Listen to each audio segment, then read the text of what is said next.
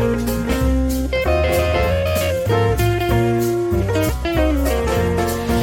everybody, welcome back to the channel. You're watching and listening to Miss Amira Jyoti on Speak Up Hesitations, and you guys are on Speak Up Hesitations as well.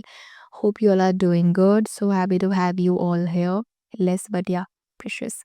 I would like to share few things of my realizations जो कि extremely satisfying है और उस thought की वजह से मेरा खुद का mood charged up हो गया. It's so, this feeling is so good. I feel so grateful जब छोटी-छोटी रियलाइज़ेशंस की वजह से क्लैरिटी आती है ना, तो उसकी वजह से हमारी खुद की एनर्जी और हमारा परसेप्शन दोनों में चेंज देखने को मिलता है। जब भी हम कॉन्फिडेंस के ऊपर बात करते हैं, आई फील लाइक कॉन्फिडेंस 2 तरीके से बिल्डअप होता है। पहला रिकॉग्निशन और वैलिडेशन, मतलब आपकी तारीफ़ हो रही है, आपको अटेंशन मिल रहा है, फाइनेंशियल ग्रोथ भी मिल रही है, तो with time you feel like a kind of a chin up, right? तो जब तक ये सारी चीज़ें आपके साथ होंगी, आप कॉन्फिडेंट फ़ील करोगे। पर क्या ये सारी चीज़ें एक्सटर्नल नहीं है? मतलब ये सारे फैक्टर्स एक्सटर्नल नहीं है? तारीफ़ आपको बाहर से मिल रही है, अटेंशन आपको बाहर से मिल रहा है, financial growth also somewhere falls in the same category. तो यहाँ पे कॉन्फिडेंस के लिए आई फील लाइक डिपेंडेंसी बहुत ज़्यादा है। It means you are feeling confident because of the attention you are getting, और अगर अटेंशन रिड्यूस हो गया, डिसअपियर हो गया, तो confidence will get shaken. Can you really understand कि एक्सटर्नल फैक्टर्स पे कॉन्फिडेंस की डिपेंडेंसी कितनी ज़्यादा डेंजरस है? I do not see any personal growth और inner growth in this. Can you truly understand कि this kind of confidence doesn't belong to you, because this kind of confidence will not get sustained. अगर आप naturally positive इंसान हो, तो आप seriously figure out कर पाओगे कि अगर आपको अटेंशन आपके कॉन्फिडेंस की वजह से मिल रही है, ये बेटर है, या आपका पूरा कॉन्फिडेंस इसीलिए आ रहा है क्योंकि आपको एक्सटर्नल वैलिडेशन और एक्सटर्नल अटेंशन मिल रही है, ये बेटर है। ऑब्वियसली आपको अटेंशन आपके कॉन्फिडेंस की वजह से मिलनी चाहिए। अगर आपका कॉन्फिडेंस एक्सटर्नल अटेंशन की वजह से आ रहा है, whatever the fame and external thing you are getting, उसकी वजह से अगर कॉन्फिडेंस आ रहा है, तो it's a big harm. Now the next thing जिसकी वजह से कॉन्फिडेंस बिल्डअप होता है, सस्टेन करता है, आपके साथ रहता है till you die, that is because of being self secure. और सेल्फ सिक्योर को एग्जैजरेट करना एक्सट्रीमली ब्यूटीफुल और सेटिस्फाइंग है कि अगर हमने सेल्फ सिक्योर की इंपॉर्टेंस समझ ली, then there's nobody in this world that can affect our mental peace. I'll give you a few real examples. Okay, self secure achieve करने के लिए एक बेसिक अंडरस्टैंडिंग चाहिए कि अगर आपको कोई आपके डार्क कॉम्प्लेक्शन की वजह से वेलकमिंग फील नहीं करा रहा है, तो प्रॉब्लम उनकी अंडरस्टैंडिंग में है, आपके कॉम्प्लेक्शन में नहीं है।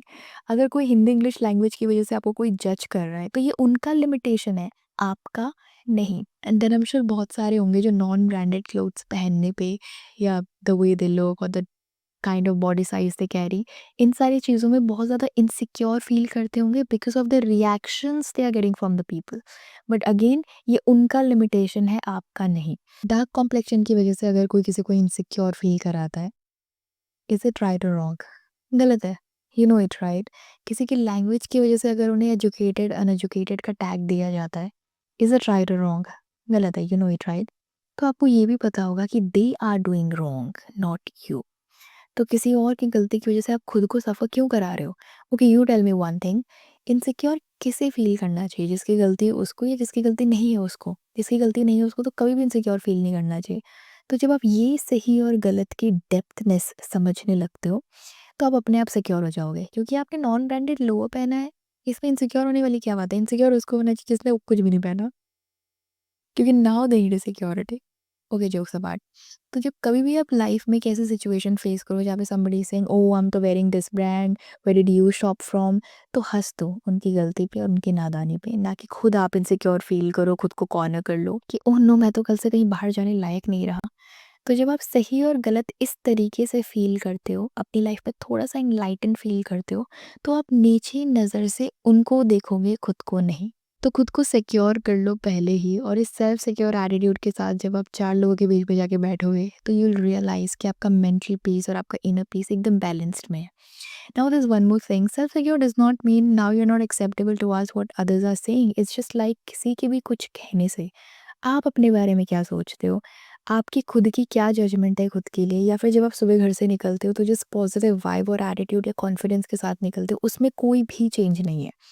Additionally, self secure means advices सुनने में कोई प्रॉब्लम नहीं है, लेकिन क्या एडवाइसेस आप रखोगे अपने साथ वो टोटली डिपेंड करेगा आपकी वैल्यूज़ एंड आपके गोल्स पे।